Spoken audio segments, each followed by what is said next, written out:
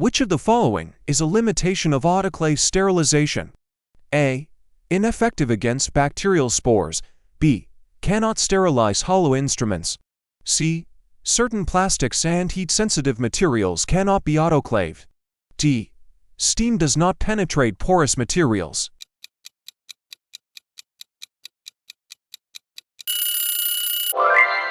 C.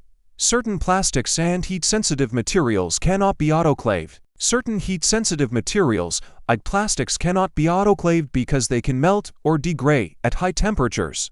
Which of the following statements is true regarding autoclave cycles? A. All cycles operate at the same temperature regardless of the load. B. The technician must adjust the cycle parameters based on the type of materials being sterilized. C. The autoclave automatically adjusts cycles depending on the material. D. Sterilization can only occur after the chamber has cooled down.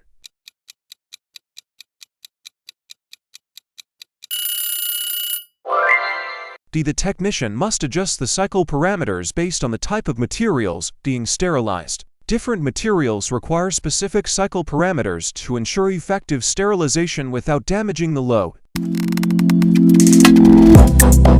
Bloodhouse Bio, unlocking the biopharma journey from genes to medicines. Which of the following is the primary mechanism by which an autoclave achieves sterilization? A. Chemical disinfection. B. Radiation. C. Drag heat. D. Most heat under pressure.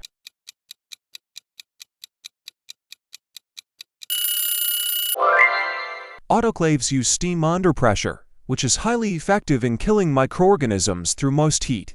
At what temperature and pressure standard autoclave sterilization typically performed? A. 100 degrees Celsius at atmospheric pressure. B. 121 degrees Celsius at 15 psi. C. 200 degrees Celsius at 20 psi. D. 134 degrees Celsius at 25 psi.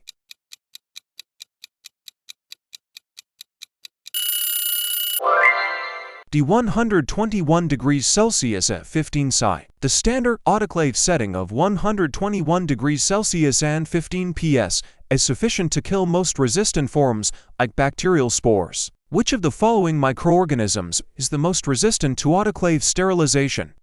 A. Gram-positive bacteria. B. Fungi. C. Bacterial spores. D. Viruses.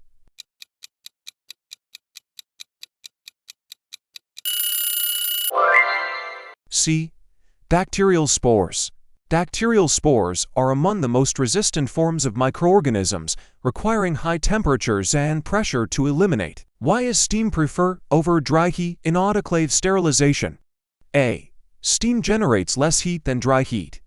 B. Steam penetrates porous materials more effectively. C. Steam is easier to handle. D. Steam is more cost-effective.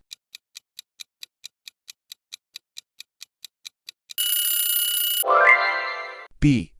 Steam penetrates porous materials more effectively. Steam is able to penetrate porous materials and reach deep surfaces, making it more effective than dry heat in sterilization. Which of the following materials should not be placed in an autoclave for sterilization? A.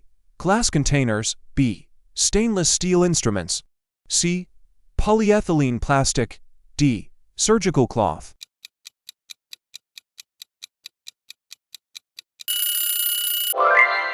C.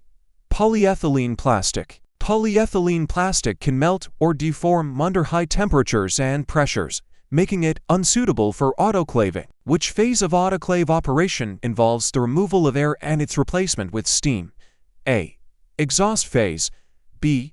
Purge phase. C. Sterilization phase. D. Cooling phase.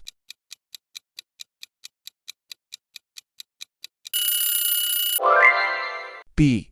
Purge phase. The purge phase removes air and replaces it with steam, ensuring that the entire load is exposed to sterilizing conditions. What is the primary function of the pressure in an autoclave during sterilization?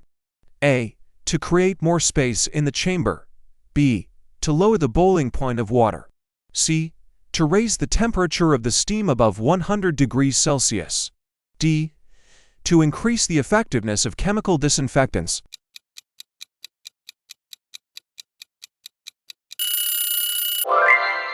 C. To raise the temperature of the steam above 100 degrees Celsius. Pressure in an autoclave allows the temperature of steam to rise above 100 degrees Celsius, enhancing its sterilizing power. The term autoclave is derived from the Greek word auto and the Latin word clavis. What do these terms mean? A. Self-locking. B. Self-heating. C. Automatic seal. D. High-pressure device.